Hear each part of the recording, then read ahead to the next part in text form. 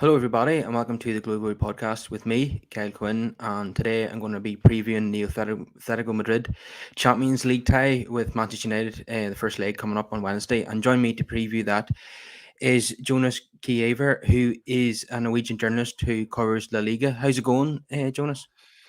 All good, all good. Very much looking forward to the match between United and Atletico Madrid, and obviously everything going on in European football now. I think we're in a situation where there's so many fun things going on, not only in Spain but also here in Norway. For those who haven't caught the Bodø/Glimt 3-1 thrashing of Celtic at Celtic Park. So I mean, everything is going up Norway in Spanish football these days.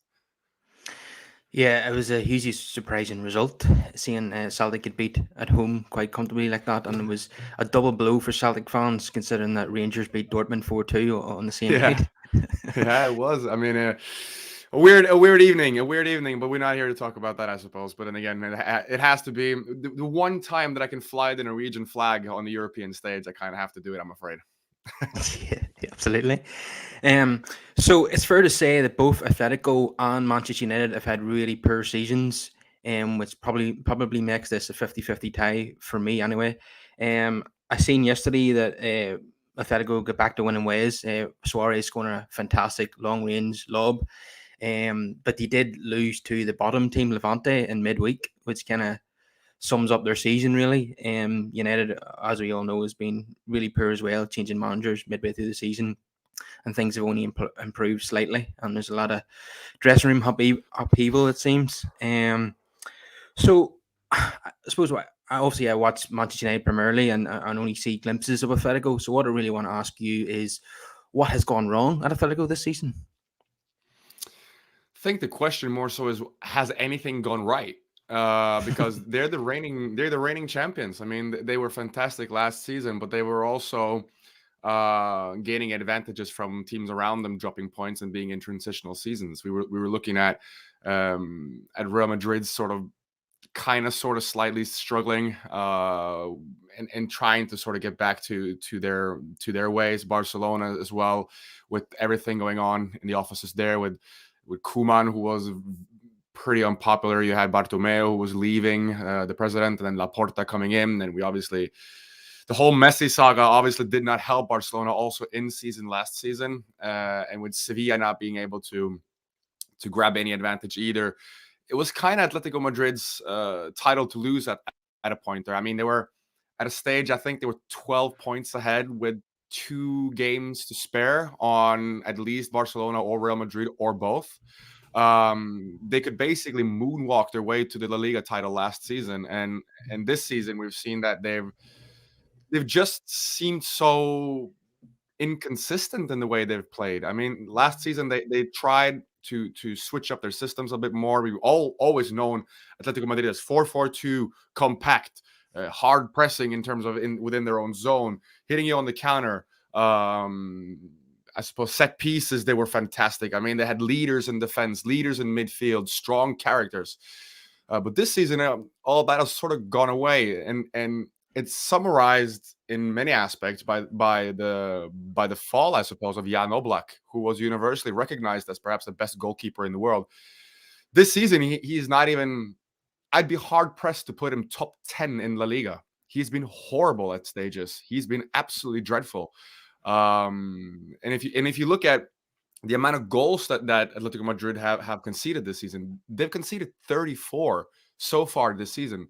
They've not even. I think they hadn't even conceded over 30 goals a season during Simeone's era for an entire season, and they're already at 34 now after match day 24.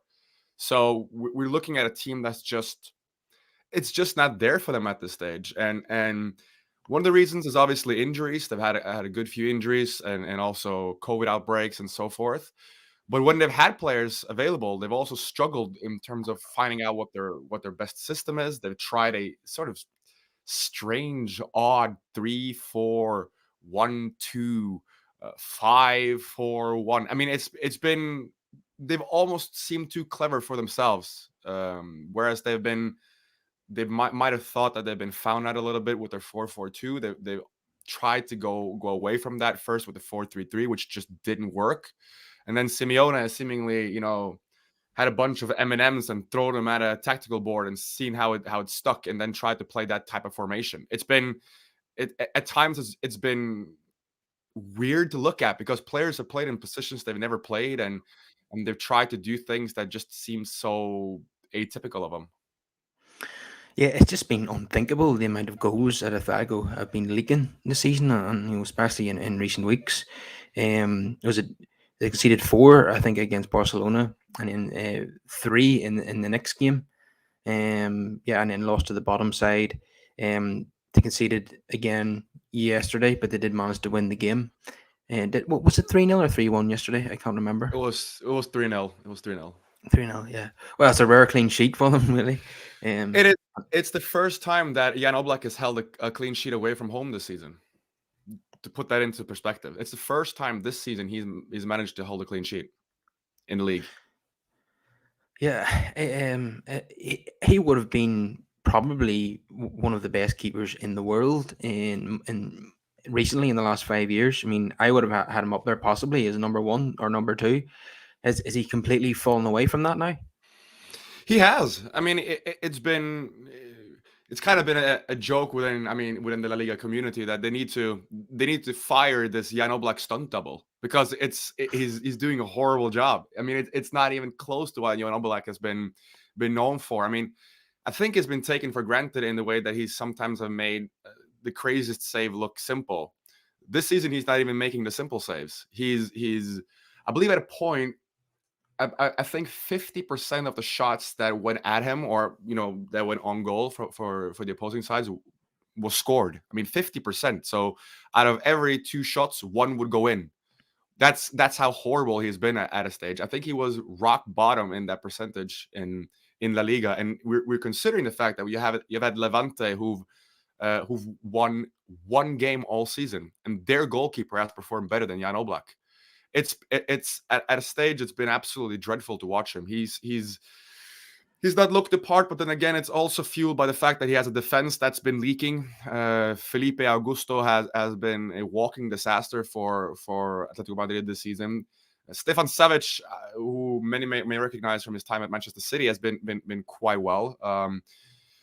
Jose Jimenez, who was supposed to be the heir to Diego Godin, has been injured or has been out with COVID or hasn't been in form. And then you've had Mario Hermoso, who I suppose is sort of he is a centre-back, but he's supposed to kind of be a backup centre-back. He's been given an incredibly important role this season in that he's played way more than I think a lot of people would have expected. He's also come up with some great goals this season, which have actually been vital to Atletico Madrid picking up points and now being, at least for the moment, in the top 4 in Spain. But they've been a side that's just, even though they were able to keep the majority of their best players following the summer and actually added on some very good players in Antoine Griezmann returning and Rodrigo de Paul coming from Udinese, they've just fallen and not been able to pick themselves up. And a lot of people have wondered why this is.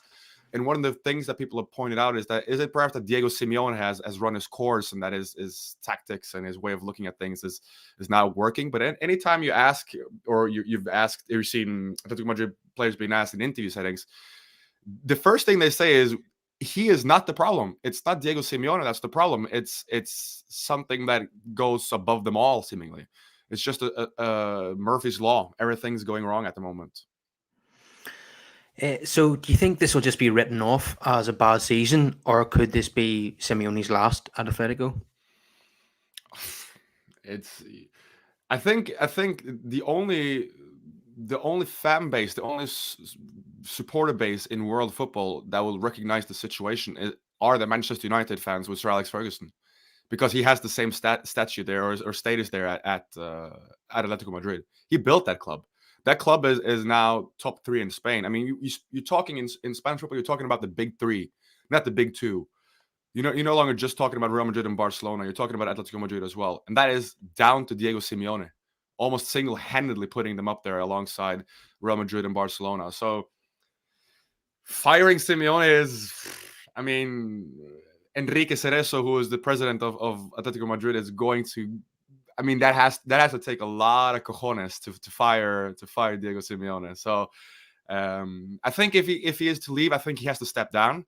And people have, wondered perhaps it is time for him to step down. Perhaps he will consider doing that. But then again, you'd think Simeone would like to walk into a new job, and there's no real job that's there for him at this stage, and there's no job that will give him the same freedom, I think, that the Atletico Madrid job is giving him now. Yeah, I think his style of football and approach to the game probably isn't attractive to many of the big teams around Europe. I mean, Ajax, Bayern Munich, Man United, City, they all have a particular way of wanting to play football. They want to play attacking, attractive football. The onus isn't really on defense. I suppose someone like Chelsea, he might fit in there, if that job became available. But yeah, like you say, he's got everything for him there at Atletico. He'll always be an absolute legend there, and he probably will be able to choose whenever he leaves. I couldn't see him being sacked myself, even though, across the road at Real, they go through managers like confetti. I just couldn't see them, Atletico, a second Simeone. No, I completely agree. And the fact of the matter is that, as I said, he's built that club. That club is what it is because of him. It's kind of odd in a way to put everything down to one man, but here you can actually do that. I mean, if you look at the way he's transformed that club into going from, as Jurgen Klopp would have put it, from doubters to believers. I mean, they believed once Simeone came in, and they won the cup, and they obviously. He's given a lot of credit, even though Quique Sanchez Flores obviously won the Europa League a couple of years ahead of Simeone taking over. But then again, they were always going to be the little brother in Madrid. They were always going to be in the shadow of Real Madrid.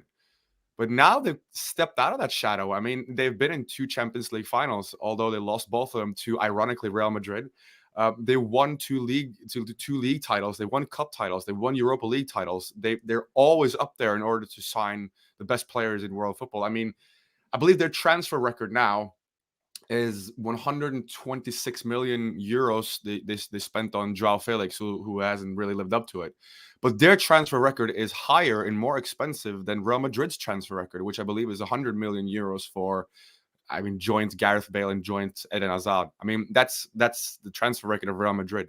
So in all sets and aspects of being a little brother, they kind of just shunned away from that and decided to become, Simeone pushed them to become a European powerhouse. So firing him or trying to push him out of the club is I couldn't see it happening. But then again, there's a lot of things that happens in Spanish football that I couldn't see happening that's gone down happening. Yeah, it has been a very successful tenure, like you say. But if there's one thing that probably bugs him still, is that they didn't get over the line in the Champions League, so far anyway. And one of the people that Simeone has blamed on that is Cristiano Ronaldo. He's known he's known for having a great record against Atletico. I think it's 25 goals, 9 assists, and even 11 yellow cards, which shows how feisty he can be in those fixtures. I think he's got 2 hat-tricks against them, one for Real and one for Juve. So what is the feeling at Atletico, and not just among the players, but also the fans? Do they still see Ronaldo as a serious threat? I think if you ask any Atletico Madrid fan, I think they'd see that there's 3 things guaranteed in life. That's death, taxes, and Cristiano Ronaldo scoring against them. Because he's done so many times. I mean, Cristiano Ronaldo is it's almost that he's destined to get a goal here, destined to play a vital part one way or another, and he just seems to get up for that game. And as I said, when Real Madrid and Atletico Madrid used to face each other, it was feisty. I mean, it was so intense and so intense, I suppose, would be the best word to use when Atletico Madrid were trying to get over the line and become one of the big 3 in Spain. And Ronaldo was the one who constantly kept shutting that door in their face, and he did so in the Champions League. He's done so in La Liga. I believe he did so in the Cup one year as well. So obviously he's their great nemesis. So obviously when they see him on the opposing side, I think he has a lot of I think he's gained a lot of respect within that Atletico Madrid dressing room as well, just by being the character that he is. The same way that just seeing Lionel Messi's name on a team sheet would almost guarantee Barcelona 3 points once they faced him in La Liga previously. So Ronaldo has that status both in Spain as a country, but also especially within the ranks of Atletico Madrid. But then again, he's becoming older and he's becoming slower, and we've seen past couple of weeks that he's more and more seemingly fed up with how Man United have played, and perhaps his lack of status in that dressing room. So it'll be interesting to see if Ronaldo perhaps decides to take over these games by himself, because he's able to do that. He's one of the few players that is able to win a tie by himself, even though he is 37. So it'll be interesting to see if it fuels a fire in him to face Atletico Madrid again. Yeah, I wouldn't be surprised. I mean, he seems to have saved most of his best performances for Man United this season in the Champions League. He got 6 goals in 5 appearances in the group stages. We probably wouldn't have got through the group stages if we didn't sign him. So it wouldn't shock me for him to turn up again in the Champions League knockout stages and play a pivotal role in United maybe squeezing through this tie. But it's really, really hard to call, isn't it? You couldn't, definitively say Athletico's going to win or United's going to win. I think both teams were probably happy with the redraw. If I remember correctly, Atletico were drawn against Bayern and United were drawn against PSG. So I think both teams will be happy with that. I think they're very happy. I think they are.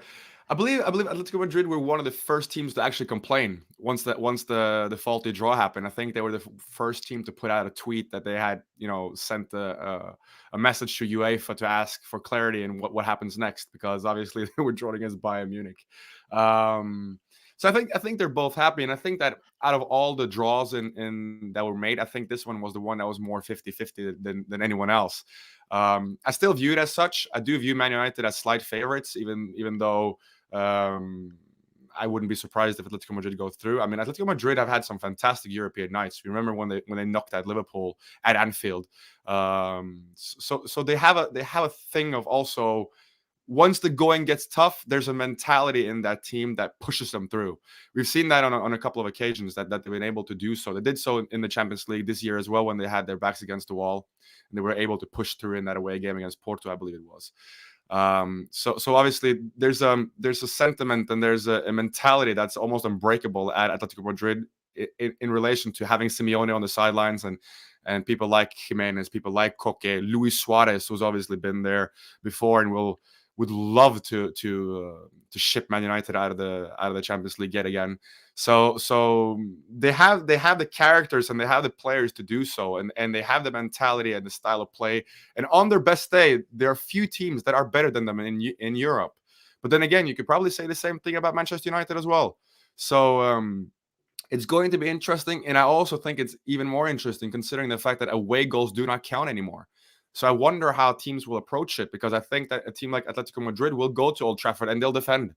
And if they're able to set themselves in that defensive stance that they've been able to make themselves famous for, I do wonder if that line is able to be penetrated by anyone, especially a Manchester United attack that's been faulty at times. Yeah, we have notoriously struggled against, the low block, and if Atletico were able to recreate the Atletico of old and make themselves difficult to score against, then it could be a long night for United. But that all depends how the first leg goes. I mean, if United take a lead to Old Trafford, then Atletico will obviously have to adopt a more attacking approach. It's going to be really, really interesting. The fact that, like you say, their defense is leaking goals. A lot of defenders are playing poorly. Even the goalkeeper is having a horrible season. It gives me hope as a United fan. But if it can bring some comfort to Atletico fans, De Gea was in a similar situation to Oblak this time last year, and he's recovered. He's back to his best, and it wouldn't surprise me if United are to go through in this tie. Two things will probably happen. Ronaldo will score, and De Gea will probably make 1 or 2 wonder saves. Yeah. That's a storyline to watch out for, De Gea, because obviously the United bought him from Atletico Madrid, and he's an Atletico boy. So it'll be interesting to see sort of if he crumbles under the pressure or if he becomes, superhuman playing. Well, it's actually not his former home ground, because he played at Vicente Calderon, and since he left, obviously they moved to the Wanda Metropolitano. So this will be, I believe it's not his first game, because I believe he's played national team games at Metropolitano. So it'll be interesting to see him facing his former team and seeing how he's up for that, because there's a couple of the players in that team, namely Coque, for example, that he used to play with as a youngster and also as a Atletico Madrid first teamer. So it'll be interesting to see how he's able to grasp that. And yeah, I think Oblak is having a blimp in the road. I mean, he's shown his amazing quality, but it's bizarre to watch him. It's bizarre to watch how he's gone from being superhuman, basically, to... I mean, I've compared it to, for those who've seen the movie Space Jam, if there's some aliens that have stolen his power because they're playing a game at Moron Mountain against Michael Jordan and Bugs Bunny. It's kind of odd to have watched him struggle as much as he has, but we'll see. We'll see. Perhaps this is the game where he kind of reintroduces himself. I think that Atletico Madrid, again, a little bit like Ronaldo, actually, when the big games when the big games are there, they seemingly, they're able to usher themselves into a mentality of being Atletico Madrid. And if there's a two-legged tie, which it is here, Simeone is a tactician. He is a tactician of absolute world-class level. So it'll be interesting to see how he tries to methodically get his way in this tie, because I think he's perhaps the star of this Atletico Madrid side when it comes to matches like this. Yeah, absolutely. As what my fear is, I'm not drawing too much confidence from Atletico's form in the league, because I know they can just turn it on in Europe. So I'm not getting too confident about United getting a result here, especially as we're not playing great stuff ourselves. We're just kind of digging out results at the minute and drawing games and winning the odd game. We're actually winning games when we're playing badly and drawing games when we're playing a bit better. So it's a bit unusual at the moment. But yeah, I fully expect De Gea and Ronaldo to play a pivotal role if we do get through this. We're hoping that our arch nemesis Suarez doesn't come back to haunt us. Who in the Atletico team has actually had a good season, would you say? It's actually a formidably difficult question. Angel Correa, I would say, has been their best player, Argentinian attacker who's been a little bit in and out of the side. He was, of course, as every Argentinian is, compared to Lionel Messi when he was younger. But he's more of an elusive kind of second striker. Likes to come into the box late, is able to facilitate play in and around the box. But this season he's popped up with a lot of goals as well. I believe he's their top scorer. I believe he got his 11th goal of the season yesterday, if I'm not completely mistaken. Anyways, he's been fantastic. He's been quite formidable in the way that he's played. And I'm also a huge fan of Yanni Carrasco, who plays either as a left wing back or left winger, who...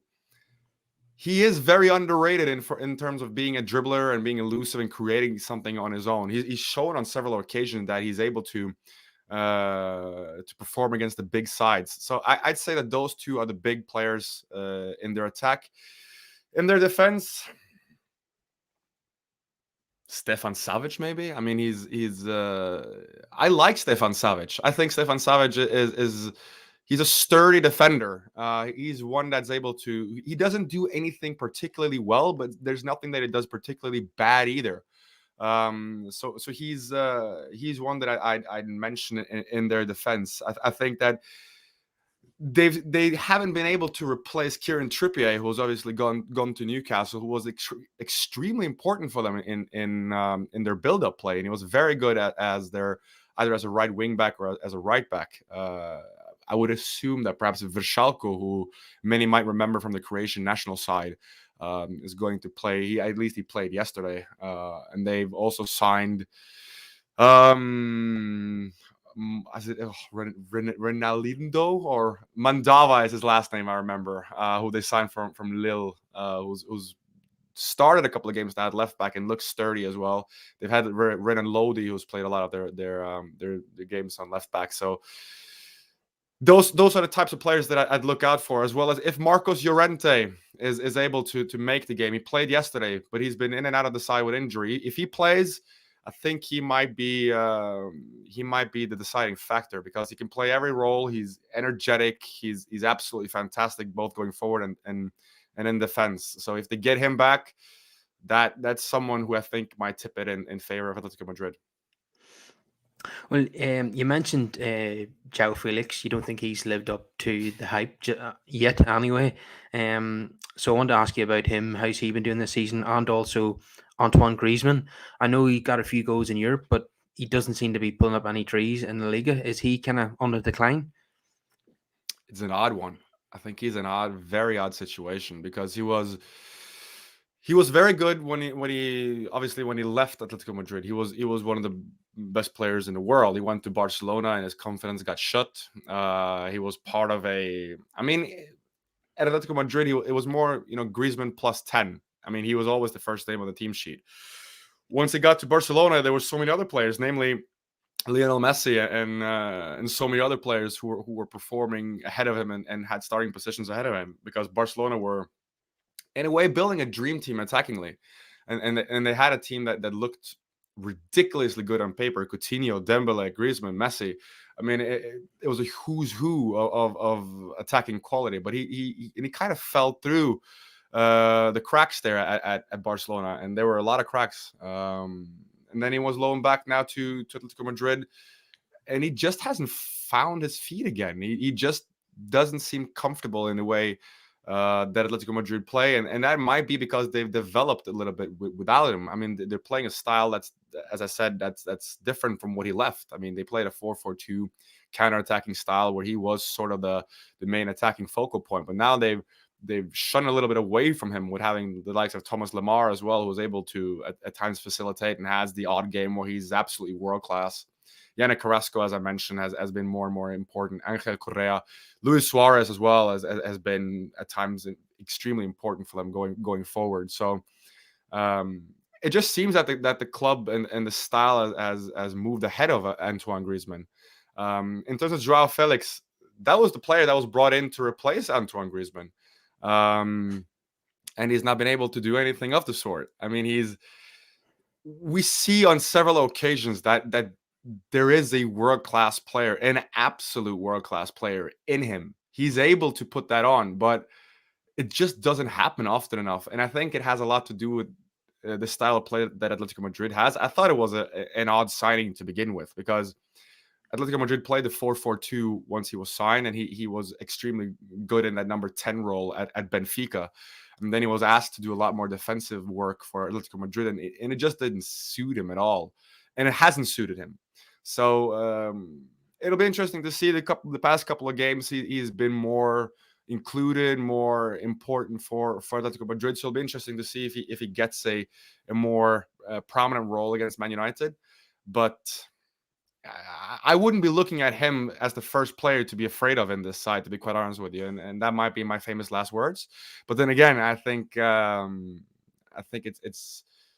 it's fair to say at this stage that he's been a bit of a flop signing for Atletico Madrid. Yeah, I've been keeping an eye on Atletico's starting 11s every week, and it doesn't seem to be the same team every week. It seems to be a lot of chopping and changing, so it's hard to predict really who is going to start in this game and who's going to be on the bench. So I can't really point out who the threats are going to be. Obviously, based on reputation, you would say Suarez and Griezmann, but that's probably not going to be the case. It's probably going to be the other players that you mentioned there. So I'm just not. I'm not confident that we're going to get this going to get through, but there's reason for optimism as well.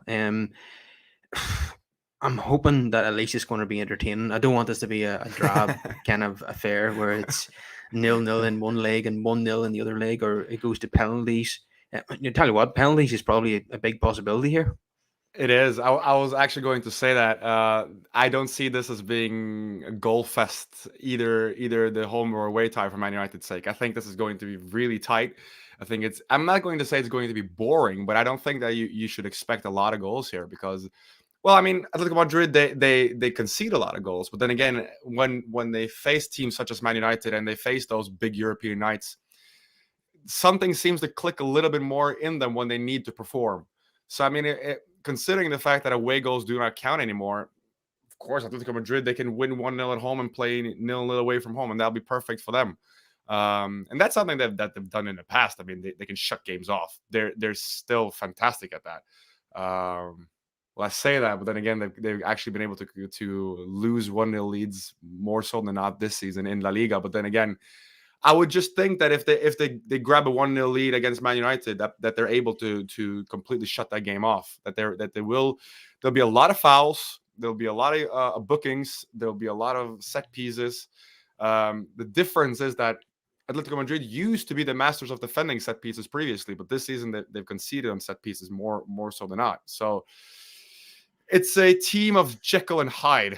They sometimes they're absolutely fantastic, and sometimes they're absolutely dreadful. To kind of clean up what Gennaro Gattuso said one time about his team in Cyprus, that they were sometimes maybe good and sometimes maybe shit.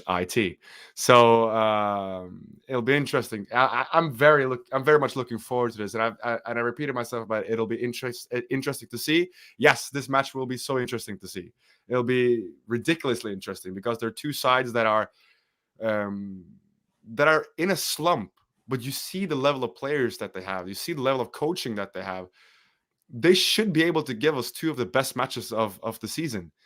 But it kind of depends on if they want to. That's sort of the big question here. Do these teams want to put it on, and are they able to, at least under the new rules? So no, I'm very much looking forward to this tie between these two sides, and more so from the tactical point of view than the entertainment point of view.